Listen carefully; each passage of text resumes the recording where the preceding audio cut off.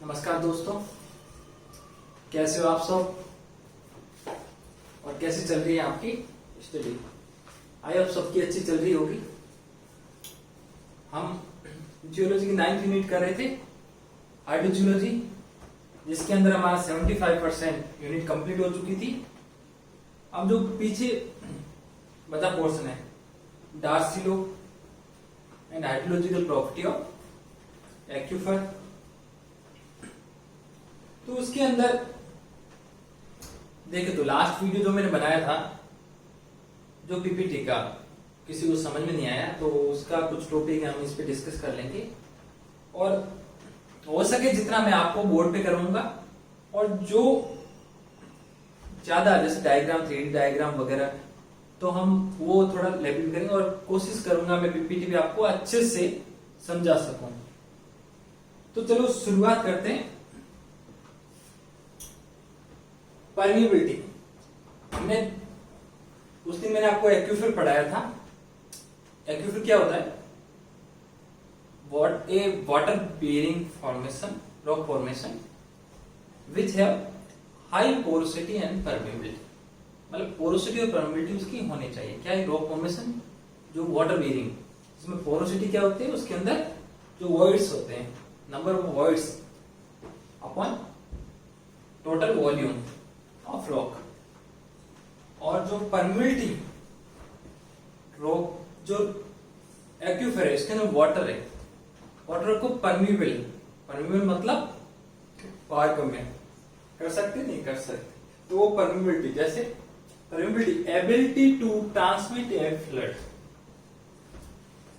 एक कोई रॉक या सॉइल की क्या है एबिलिटी, क्षमता, क्या ट्रांसमिट ए फ्लड, मतलब द्रव्य को ट्रांसमिट करने की, ट्रांसमिट मतलब स्थानांतरित मान लो या फिर पासिंग मान लो, जो वाटर है या कोई भी लिक्विड हो, लेकिन हम यहाँ रॉक फॉर्मेशन लिक्विड जो एक्यूफर के संबंधित पढ़ रहे हैं, तो उसके अंदर जो वाटर, जो ग्राउंड वाटर है उसको पास करने की, मतलब गुजारने की, स्थानांतरित करने की जो क्षमता है, वो क्या कहलाती है?